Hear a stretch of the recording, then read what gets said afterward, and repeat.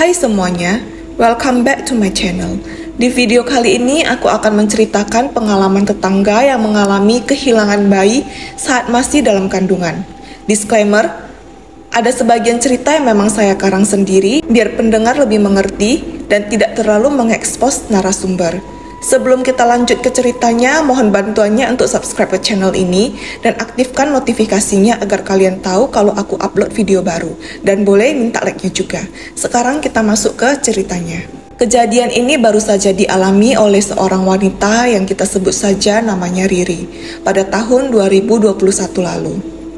Dia dan suaminya yang bernama Akim sudah menikah sekitar 6 tahun lalu dan sudah memiliki seorang anak perempuan yang berumur 6 tahun.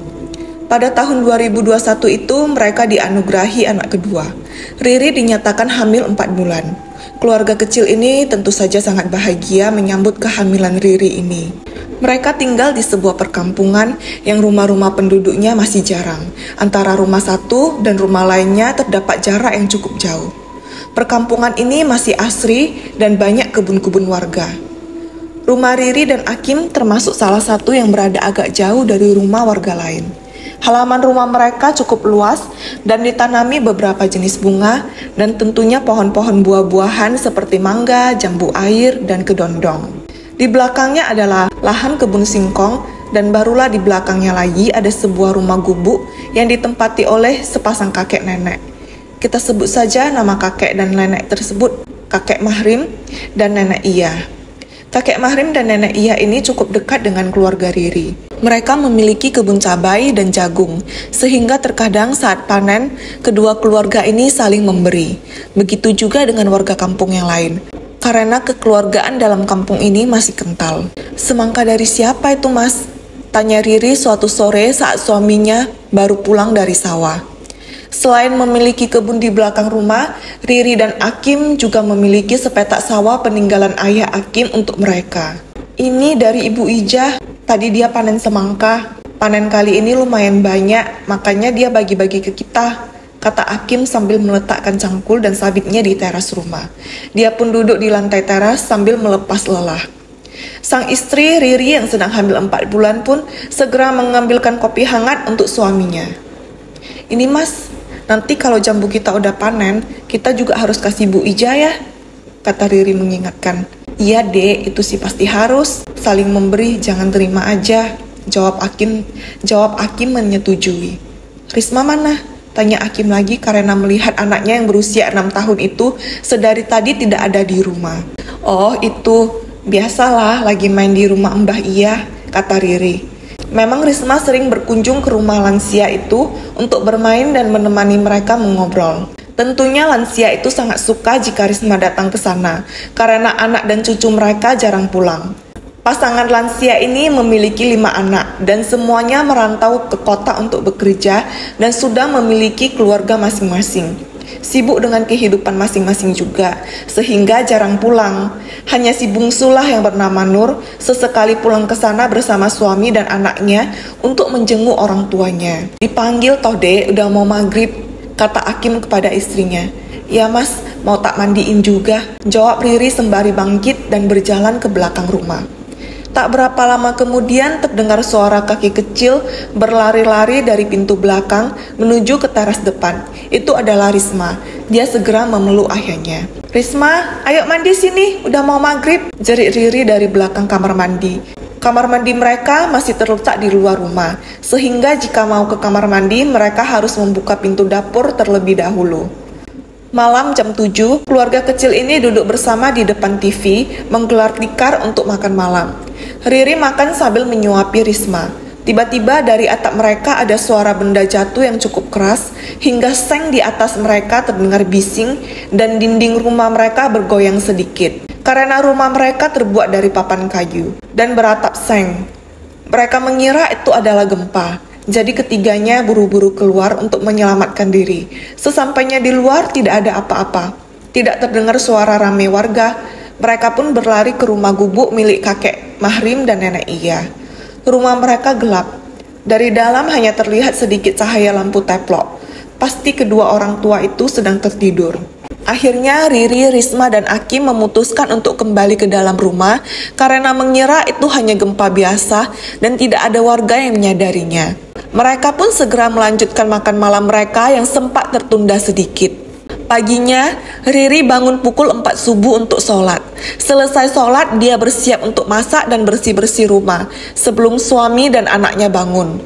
Pintu kamar di rumah Riri memang masih hanya menggunakan penutup kain. Tidak ada pintu, jadi kita bisa melihat siluet orang di dalam kamar jika ada sedikit lampu yang menyala.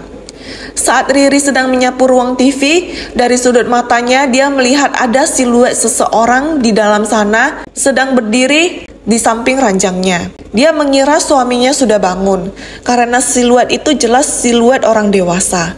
Riri pun segera membukakan pintunya dan ingin memanggil suaminya. Tapi saat dibuka, ternyata suami dan anaknya sedang pulas tertidur. Bahkan suaminya sedikit mendengkur. Riri yang keheranan berpikir bahwa dia salah lihat tadi. Dia pun meneruskan menyapu. Tidak lama setelah itu terdengar suara ceret bersiul dari dapur yang membuat Riri cepat-cepat meletakkan sapunya dan berlari ke dapur untuk mengangkat ceret yang mengepul itu. Kompor di rumah itu masih menggunakan kompor tungku kayu bakar. Dia kemudian mengisi air itu ke termos air panas untuk membuatkan kopi dan teh untuk suami dan anaknya nanti. Selesai bersih-bersih, dia memasak nasi dan menggoreng telur. Saat itu sudah hampir pukul 6. Dia pun membangunkan suaminya untuk ke sawah. Akim bangun dengan wajah yang masih mengantuk. Segera ke kamar mandi untuk mandi. Kemudian suami istri ini pun sarapan terlebih dahulu, karena Risma belum bangun. Bocah itu biasanya akan bangun pukul 7 dan menonton TV terlebih dahulu. Saat mereka sedang menyantap sarapan, dari dalam kamar terdengar teriakan Risma. "Takut, Ibu!" Akim terburu-buru beranjak dan berlari ke arah kamar disusul Riri yang berlari-lari kecil karena sedang hamil. Risma sudah terbaring di lantai pingsan. Akim dan Riri yang khawatir segera mengangkat Risma ke tempat tidur untuk dibaringkan dan diolesi minyak kayu putih agar cepat sadar. 10-15 menit kemudian, Risma sadar dan langsung memeluk erat ibunya sambil menangis. Dia menceritakan apa yang dilihatnya tadi. Sesosok makhluk dengan tubuh besar dan hitam berdiri di samping tempat tidurnya sambil mengguncang-guncang tempat tidur yang membuat Risma membuka mata karena terganggu. Di saat itulah dia bisa melihat dengan jelas bahwa makhluk hitam itu sedang mengangkat tempat tidurnya dan mengguncang-guncang tempat tidurnya. Wajah makhluk itu seperti monyet dengan taring panjang dan liur terus mengalir dari taringnya. Baunya sangat busuk sampai membuat Risma kecil ingin muntah. Melihat sosok itu tentunya Risma berteriak dan terjatuh dari tempat tidur yang membuat dia tidak sadarkan diri. Akim dan Riri tentunya khawatir kenapa akhir-akhir ini ada saja kejadian aneh. Apakah ini ada hubungannya dengan suara yang membanting atap rumah mereka semalam? Karena sejak itulah mereka mendapatkan gangguan di rumah itu. Sebelumnya, mereka sudah tinggal selama 6-7 tahun di rumah itu. Dan semuanya baik-baik saja, tidak ada kejadian aneh. "Mas, coba nanti pas Jumatan tanyain sama Pak Ustadz, ada apa sama rumah kita? Kok beberapa hari ini banyak kejadian aneh? Tadi subuh juga aku sekilas nampak ada bayangan orang berdiri di samping tempat tidur. Awalnya aku kira kamu udah bangun. Pas aku cek, kamu dan Risma masih tidur. Sepertinya bayangan itu sama dengan makhluk yang Risma lihat tadi," kata Riri menjelaskan. "Iya dek, sejak semalam juga hawa rumah ini jadi tidak begitu enak. Seperti pengap gitu. Padahal biasanya nggak gitu," ucap Akim menyetujui. Kemudian setelah memastikan anaknya sudah baik-baik saja, Akim pun pamit berangkat ke sawah karena sudah kesiangan. Hari itu tepat hari Jumat. Akim berjalan pulang dari sawah meninggalkan pekerjaannya sebentar untuk kembali ke rumah bersih-bersih dan berganti pakaian untuk melaksanakan sholat Jumat di masjid kampungnya. Setelah selesai sholat dan mendengarkan ceramah, para jemaat pun keluar meninggalkan masjid untuk melanjutkan aktivitas mereka yang sempat tertunda tadi. Akim mendekati Pak Ustadz yang sedang membolak-balik Al-Quran. "Maaf Pak Ustadz, boleh saya tanya?" tanya Akim sopan. "Boleh Pak Akim, ada apa?" tanya Pak Ustadz sambil memandang serius ke Akim. "Begini Pak Ustadz, akhir-akhir ini rumah saya seperti ada yang aneh. Hawa di rumah tiba-tiba pengap. Anak dan istri saya juga melihat penampakan makhluk mengerikan. Beberapa hari lalu atap rumah kami juga seperti ada benda jatuh yang sangat keras. Saat dicek tidak ada apa-apa, kata Akim menjelaskan. Ini saya kebetulan ada waktu. Apa boleh saya lihat langsung keadaan rumahnya? Tanya Pak Ustadz meminta izin. Boleh Pak Ustadz, ayo bareng saya, ucap Akim antusias. Sesampainya mereka di rumah Akim, Pak Ustadz melihat sekeliling rumah, mulai dari samping rumah, berputar ke belakang rumah, dan kemudian berakhir di depan rumah Akim. Memang aura rumah Bapak ini gelap, tapi saya juga tidak bisa melihat apa yang sebenarnya salah dari rumah ini, karena saya juga tidak mempunyai ilmu kebatinan, terang Pak Ustadz. Jadi kami harus bagaimana Pak? Tanya Akim memelas. Dia tidak mempunyai jalan keluar. Satu-satunya yang bisa dia harapkan hanya Pak Ustadz. Tapi ternyata Pak Ustadz tidak bisa banyak membantu. Saya akan bantu doakan saja Pak rumahnya. Dan taburlah garam kasar di sekeliling rumah untuk sementara waktu ini, kata Pak Ustadz. Baik Pak, jawab Akim. Kemudian Pak Ustadz pun mendoakan setiap sudut rumah Akim. Saat itu Riri dan Risma memang sedang keluar ke warung. Jadi mereka tidak mengetahui Akim membawa Pak Ustadz ke rumah. Setelah Pak Ustadz selesai mendoakan rumah dan pamit pulang, barulah Riri dan Risma kembali dari warung. Mereka sempat berpapasan dengan Pak Ustadz dan saling menyapa. Gimana Mas, kata Pak Ustadz? Tanya Riri penasaran sambil meletakkan belanjaannya di atas meja dapur. Kata Pak Ustadz, aura rumah kita ini memang agak gelap dek, tapi beliau tidak tahu sebabnya. Dan beliau tidak bisa bantu banyak selain bantu doa. Oh ya, tadi aku ada siram garam kasar di sekeliling rumah. Besok beli lagi ya dek, jelas Akim. Iya mas, semoga setelah didoakan gak ada apa-apa lagi, kata Riri menenangkan diri. Malam harinya seperti biasa mereka berkumpul, makan di atas tikar yang digelar di ruang TV sambil menonton TV. Setelah selesai makan, Riri membereskan piring dan gelas kotor ke dapur. Dia pun baru ingat kalau ada semangka pemberian Bu Ijah yang masih tersimpan di kolong meja. Dia segera memotong semangka itu dan menyajikannya kepada suami dan anaknya. Mereka pun makan dengan lahap, karena rasa semangka itu sangat manis dan berair. Beberapa hari kemudian semuanya tampak normal, tidak ada gangguan apa-apa. Mereka juga beraktivitas seperti biasanya, karena mengira gangguan itu sudah pergi. Tapi ternyata perkiraan mereka meleset. Suatu malam saat keluarga ini bersiap untuk tidur, saat itu pukul 9. Mereka mematikan lampu dan memasang satu lampu teplok sebagai penerangan di ruang tamu. Mereka pun segera masuk kamar dan tidur. Malam itu anginnya cukup kencang. Dari luar terdengar atap seng mereka sedikit ribut karena tertiup angin yang kencang. Suara-suara daun bergemerisik ditiup angin juga sangat ribut. Ayam-ayam tetangga terdengar berkokok. Tidak biasanya begini. Tapi Riri dan Akim berusaha tidak menghiraukan situasi ini. Bisa saja itu pertanda akan ada hujan lebat, maka mereka pun mencoba memejamkan mata. Risma sedari tadi sudah tertidur karena dia bermain seharian. Akim melihat kain tirai pintu kamarnya bergoyang karena ditiup angin. Di rumah mereka memang ada beberapa ventilasi udara agar angin bisa masuk ke rumah. Jadi itu bukan hal yang aneh bagi Akim. Tapi yang membuatnya sedikit terperanjat adalah dia melihat ada sekelebat orang yang lewat dengan cepat di depan pintu kamarnya. Akim yakin itu karena dia melihat cukup jelas dari celah kain yang bergoyang. Dan di kain juga terlihat bayangan orang itu. Waduh, maling nih, pikir Akim yang gugup. Dia pun takut istri dan anaknya terluka, karena di rumah itu hanya dia sendiri pria dewasa. Dia kemudian pelan-pelan bangkit dari ranjangnya, berusaha tidak menimbulkan suara. Tapi ternyata Riri mengetahui suaminya bangkit dari ranjang dan bertanya, "Mau kemana mas?" Membuat Akim terlonjak kaget sebentar, kemudian membuat gestur jari di mulut, menyuruh istrinya diam tidak menimbulkan suara. Riri yang mengetahui ada sesuatu pun segera beranjak dari tempat tidur, pelan-pelan mengikuti di belakang suaminya sambil mengambil sebuah tongkat kayu yang memang mereka sediakan di kolong ranjang kalau-kalau ada maling. Akim menerima tongkat itu dengan pelan-pelan dan membuat ancang-ancang untuk memukul siapapun yang akan dia temui nanti. Mereka membuka sedikit tirai kain kamar mereka dan mengintip keluar. Di pojokan dekat pintu depan, ada seseorang yang sedang berdiri. Walau ruangan itu tidak begitu terang karena hanya mengandalkan penerangan lampu teplok, Akim dan Riri yakin orang itu adalah wanita. Dia berdiri membelakangi Akim dan Riri dengan rambut panjang hitamnya yang aut-autan. Riri dan Akim menyadari itu adalah kuntilanak. Karena wanita mana yang masuk ke rumah orang malam-malam dengan penampilan seperti itu pula.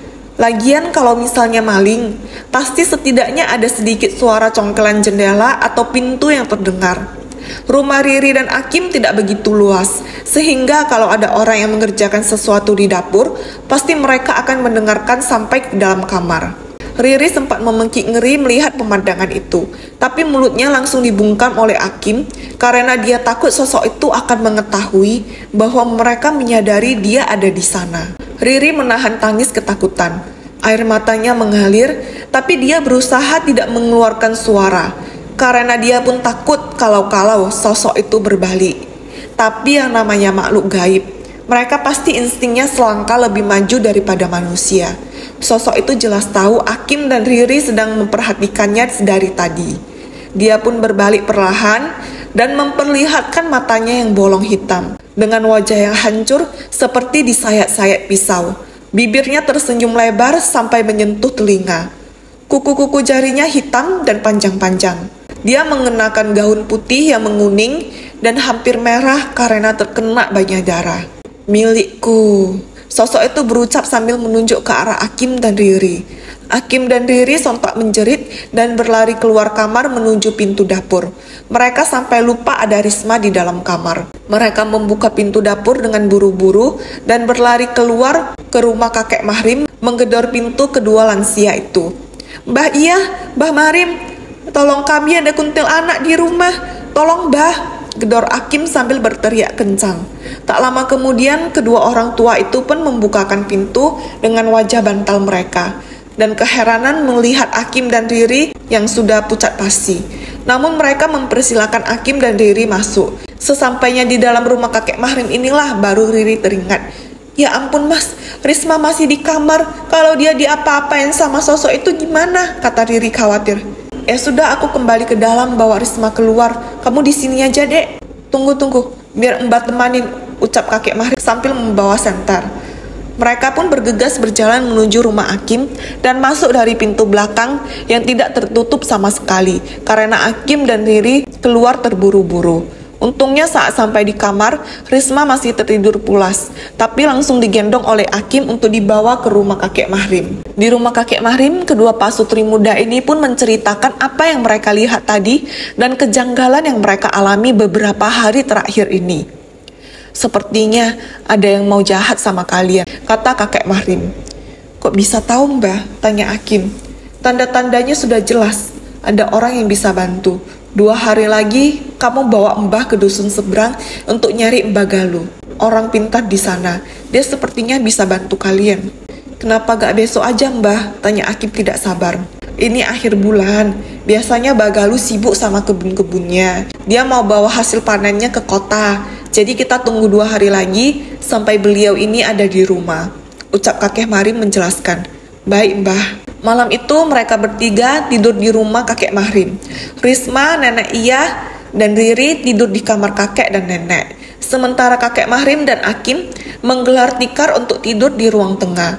Rumah gubuk itu kecil dan hanya memiliki 1 kamar. Besoknya Akim, Riri, dan Risma kembali ke rumah mereka dan melanjutkan kegiatan mereka seperti biasa. Hawa rumah itu bahkan terasa lebih panas daripada sebelumnya. Padahal cuaca di luar tidak sepanas itu. Malam harinya sesuatu yang lebih mengerikan terjadi lagi. Saat itu sekitar pukul 1 malam. Riri yang sedang tertidur pulas harus terbangun karena dia merasa ada sepasang tangan dingin yang mengelus perutnya. Awalnya dia mengira itu adalah tangan Akim. Tapi tangan ini terasa dingin dan kuku-kukunya panjang serta tajam sehingga sedikit menggores kulit perut Riri melalui pakaian Riri. Kemudian terdengar senandung lagu Jawa yang biasanya dibawakan untuk menimang-nimang bayi atau menidurkan bayi. Suara wanita yang sedikit serak dan tajam, terkadang seperti berbisik. Riri membuka matanya sedikit, mengintip siapa yang sedang mengelus perutnya itu. Ternyata dia adalah sosok kuntilanak semalam. Kali ini, sosok itu tepat ada di perut Riri sambil mengelus dan menyanyikan tembang Jawa. Sesekali dia mengikik melihat perut Riri. Riri pun syok terbangun dan menjerit. Tapi jeritannya tertahan, tidak ada suara yang keluar dari tenggorokannya, sehingga air matanya mengalir tanpa suara. Dia mencoba menggerakkan tangannya untuk membangunkan suami atau anaknya, tapi tangannya pun kaku, tidak bisa digerakkan. Sosok itu terkikik melihat Riri yang tak berdaya. Jari-jarinya menembus perut Riri. Riri bisa merasakan kesakitan di perutnya. Perutnya seperti dirobek. Kemudian sosok itu sedikit mengobok-ngobok dalam perut Riri seakan-akan mencari sesuatu. Dan setelah dia mendapatkan apa yang dicarinya, dia mengangkatnya. Itu adalah janin Riri yang masih merah dan bertali pusar. Sosok itu memotong tali pusar bayi itu dengan giginya sambil menjilati darah di sekitarannya dan tubuh janin itu. Kemudian kuntilanak itu terbang menembus atap kamar Riri dan menyebabkan suara seperti suara benda dilempar di atap dan membuat dinding rumah Riri bergetar sedikit. Akim pun terbangun karena kegaduhan itu dan mendapati istrinya sudah menangis di sampingnya. Setelah suaminya terbangun inilah Riri baru bisa menggerakkan tubuhnya dan mengeluarkan jeritan serta tangisan sampai membuat Risma ikut terbangun. Akim yang panik segera memeluk dan menenangkan istrinya. "Mas, anak kita mas," tangis Riri sesegukan. "Anak kita kenapa, Dek?" tanya Akim yang belum mengerti situasinya. "Anak kita dibawa pergi, Mas." "Enggak, Dek, ini Risma masih di sini," jawab Akim menenangkan istrinya, karena dia mengira Riri bermimpi buruk bahwa ada seseorang yang membawa Risma pergi. Tidak sampai di pikirannya bahwa anaknya yang belum lahir itulah yang dibawa pergi. "Bayi kita, Mas, bayi kita diambil sama kuntilanak," kata Riri menangis hebat. "Hah? Gak mungkin, Dek. Kamu mimpi buruk. Dia ngerobek perutku dan mengeluarkan bayi kita dari perutku, Mas. Lihatlah perutku ada darah," kata Riri menjelaskan. Akim mengecek tubuh istrinya, tapi bersih, tidak ada darah, dan di sekitar tempat tidur juga tidak ada darah. Tapi sesaat kemudian dia baru menyadari bahwa ada yang aneh dari perut istrinya. Perut istrinya awalnya sudah cukup besar, sekarang tidak terlihat buncit sama sekali. Sudah mengempis seperti tidak hamil. Malam itu pun geger. Para warga kampung segera berkumpul karena Akim berteriak keluar meminta bantuan warga. Banyak warga yang datang ke rumah Akim untuk melihat kondisi Riri. Mereka seakan juga tidak percaya dengan apa yang diceritakan Akim. Tapi mereka melihat bukti perut Riri yang mengempis. Semua warga tahu seberapa besar perut Riri ini sebelumnya. Tapi sekarang perut itu mengempis seakan tidak ada bayi. Riri yang sudah 2 kali ke bidan untuk USG sebenarnya sudah cukup yakin bahwa sebelumnya dia positif hamil karena tampak sosok bayi di foto USG itu. Keesokan harinya, Akim segera membawa istrinya ke bidan kampung itu untuk mengecek kehamilan istrinya. Betapa syoknya si bidan yang sebelumnya menangani Riri ini. Di kandungan Riri tidak ada apa-apa. Bayi yang dulunya muncul saat USG sekarang hilang. Akim dan Riri mendiskusikan hal ini kepada kakek Mahrim dan nenek Iya, yang lagi-lagi mengatakan itu adalah kiriman seseorang. Sampai 2 hari kemudian, Akim membonceng kakek Mahrim dengan motor yang dia pinjam dari tetangga untuk menemui Mbah Galuh ke dusun seberang. Sesampainya mereka di sana, Mbah Galuh menyambut mereka dengan hangat, terutama kepada kakek Mahrim yang merupakan teman lamanya. Mereka pun duduk dan disajikan kopi oleh anak Mbah Galuh. Kemudian Akim menceritakan rentetan kejadian yang dia dan keluarganya alami. "Malam ini saya ikut kalian ke sana. Biar kita lihat siapa yang mengganggu kalian," ucap Mbah Galuh sambil bersiap-siap mengambil perlengkapannya. Mbah Galuh membawa seorang pemuda yang merupakan anak bungsunya yang bernama Bagus. Bagus inilah yang membawa motor membonceng ayahnya. Akim dan kakek Mahrim berjalan di depan untuk menunjukkan jalan. Mereka berempat beriringan menaiki sepeda motor menuju rumah Akim malam itu. Sesampainya mereka di rumah Akim, saat itu sudah pukul 9 malam. Saat itu Riri memang sengaja belum tertidur karena menunggu suaminya. Tapi dia sudah terlebih dahulu menidurkan Risma, anaknya. Mereka berempat segera masuk ke rumah Akim. Mbah Galuh mengeluarkan semua peralatannya, mulai dari bunga-bungaan, keris, dan lain-lain di atas tikar ruang tengah. Mereka semua duduk melingkar menghadap Mbah Galuh. Setelah beberapa saat merapalkan doa dan sedikit ritual, Mbah Galuh segera berjalan mengelilingi rumah, diikuti oleh anaknya Bagus, Akim, dan kakek Mahrim. Mereka berjalan sampai keluar melalui pintu dapur dan menuju ke samping rumah sebelah kanan. Mbah Galuh kemudian menggali tanah dengan tangannya. Di sana terlihat ada bungkusan putih yang setelah dibuka ada gulungan rambut, paku, bunga, dan berbagai hal aneh lagi. Mereka semua terkejut melihat itu. "Ayo kita semua masuk dulu," ucap Mbah Galuh. Setelah mereka berkumpul kembali di ruang tengah, Riri masih terduduk di sana. Sesekali dia menangis teringat janinnya yang dibawa pergi. "Ini sudah pasti ada yang menjahati kalian," ucap Mbah Galuh. "Siapa Mbah kalau boleh tahu?" "Nanti kalian akan tahu sendiri. Tapi sebelumnya, saya mau tanya, apakah akhir-akhir ini kalian ada mendapat sesuatu atau memakan sesuatu dari seseorang?" tanya Mbah Galuh kepada Akim. "Waduh, siapa ya?" tanya Akim pada dirinya sendiri, karena saling memberi makanan kepada sesama warga adalah hal yang sering dilakukan semua warga termasuk Akim. "Bu Ijah," tiba-tiba Riri bergumam. Mereka semua menoleh pada Riri yang masih terlihat murung sambil menatap lantai, matanya sembab. "Oh iya, terakhir kami dapat semangka dari Bu Ijah, karena dia panen banyak. Tapi bukan hanya kami saja yang dapat, warga lain juga dapat kok," ujar Akim yang belum yakin pelakunya adalah Bu Ijah. "Itu adalah media ilmu hitamnya," ucap Mbah Galuh. "Hanya semangka yang diberikan kepada kalian saja yang dimasukkan mantra atau semacamnya untuk menandai kalian. Kemudian bungkusan ini sepertinya dia tanam malam-malam saat semua orang tidur agar tidak ketahuan. Setelah menandai kalian, barulah jin yang diperintahkan dukunnya bekerja untuk mengambil bayi kalian dengan memindahkannya ke perut orang yang menyuruhnya. Suara keras di atap yang kalian dengar itu adalah proses masuknya makhluk halus itu ke dalam rumah kalian. Lihat saja besok. Jika bertemu orang itu, kalian akan melihat perutnya buncit seperti hamil, padahal sebelumnya dia tidak hamil. Tapi gangguan ini seharusnya sampai di sini saja, karena janin kalian sudah diambil. Tugas jin kiriman itu sudah selesai," ucap Mbah Galuh menjelaskan. "Apakah tidak bisa kami ambil kembali janin kami, Mbah?" tanya Akim. "Tidak bisa. Janin yang sudah diambil itu tidak bisa dikembalikan kepada kalian, karena janin itu sudah ditandai oleh jin. Dan setelah lahir akan dimakan. Istilahnya ditumbalkan untuk kejayaan sang pelaku," ucap Mbah Galuh. Riri yang mendengar itu terisak lagi dan menangis sejadi-jadinya.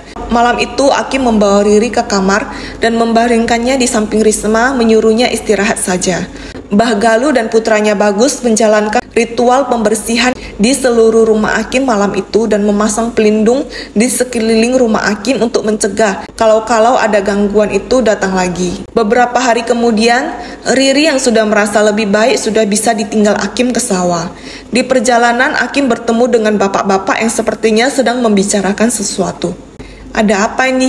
tanya Akim ikut nimbrung. "Itu loh Kim, kejadian lagi," kata Pak Ono. "Kejadian apa?" tanya Akim keheranan. "Bayi istrinya Junaidi hilang semalam-malam," kata Pak Dino menimpali. Junaidi adalah petani jagung di kampung itu. Seingat Akim, kemarin Junaidi juga mendapatkan semangka dari Bu Ijah. "Ini pasti ulah Bu Ijah," kata Akim dalam hati. "Ada yang melihat Bu Ijah akhir-akhir ini?" tanya Akim. "Bu Ijah? Oh, ada tuh semalam baru ketemu di warung depan. Tapi aneh ya, Bu Ijah waktu itu lagi hamil katanya. Perutnya buncit besar, kayak hamil anak kembar," ucap Pak Dino. "Tapi Ibu Ijah kan udah berumur, hampir 60 pula. Apa mungkin masih bisa hamil lagi?" tanya Pak Ono. Akim buru-buru mencari keberadaan Bu Ijah untuk menyaksikan sendiri apa benar yang diucapkan warga tadi. Benar saja, Akim melihat Bu Ijah dari kejauhan di halaman rumahnya sedang menyapu. Perutnya sangat besar. Padahal baru beberapa hari lalu saat dia memberikan Akim semangka, perutnya tidak sebesar itu. Akim yang kepalang emosi langsung menghampiri Bu Ijah dan membentaknya. "Dasar perempuan jahat, kau apakan bayiku, hah?" Bu Ijah yang terkejut sekaligus heran melihat Akim, langsung membuang sapunya sambil membuat gestur menjauh karena takut. "Ngomong apa sih kamu?" katanya pura-pura tidak mengerti. Ternyata keributan yang diciptakan Hakim itu cukup memancing perhatian warga. Banyak warga yang berdatangan untuk melihat apa yang sebenarnya terjadi. Gak usah pura-pura gak tahu, karena bulan lalu panen kamu hancur, makanya kamu mencari ilmu hitam untuk menumbalkan bayiku kan? Tanya Hakim membentak. Jangan asal ngomong kamu ya, ada bukti. Tanya Bu Ija lagi tidak mau kalah. Jadi itu perut kamu kenapa bisa tiba-tiba buncit? Kau sudah terlalu tua untuk hamil. Di dalam situ adalah anakku dan anak Junaidi, ucap Hakim marah. Warga yang mendengar itu pun tercengang seakan tidak percaya dan mereka berbisik-bisik satu sama lain. Tak lama Pak RT pun datang untuk melerai mereka berdua dan membawa mereka ke kantor. Banyak warga berbondong-bondong ikut ke sana untuk mendengarkan keterangan lebih lanjut.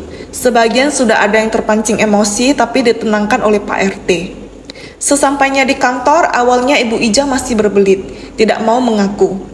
Akhirnya setelah didesak berkali-kali dan Junaidi yang emosi juga sampai memukul-mukul meja kantor Pak RT karena dia tidak mungkin memukul Bu Ija.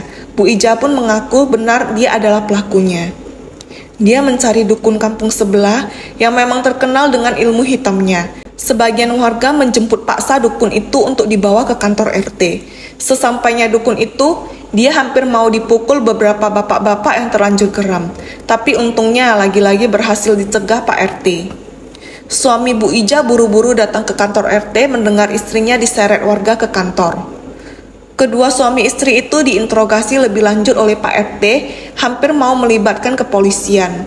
Tapi untuk hal gaib seperti ini pastinya tidak ada bukti dan tidak bisa masuk ke ranah hukum. Akhirnya Pak RT mengambil jalan tengah. Dia mengusulkan Bu Ija untuk mengganti rugi sejumlah uang kepada Junaidi dan Hakim. Bu Ija dan suaminya juga diusir dari kampung itu karena warga kampung itu tidak ada yang mau menerima keberadaan mereka lagi. Takut-takut nanti jika ada yang hamil lagi akan dijahatin oleh mereka lagi. Pak RT juga setuju dengan saran warga karena tidak ada yang bisa menjamin mereka tidak akan macam-macam lagi selama tinggal di sini. Akhirnya Bu Ija dan suaminya pindah entah kemana. Kebun dan rumahnya mau dijual, hanya kebun saja yang laku. Kalau untuk rumahnya sampai sekarang masih terbengkalai karena tidak ada yang berani membeli. Mereka berasumsi pasti banyak ilmu hitamnya di sana. Sampai di sini dulu ceritanya. Terima kasih yang sudah mendengar sampai habis. Mohon bantuannya untuk subscribe ke channel ini dan boleh minta like-nya juga. Semoga cerita tadi bisa menemani aktivitas kalian. Maaf bila ada salah-salah kata. Sampai jumpa di video selanjutnya.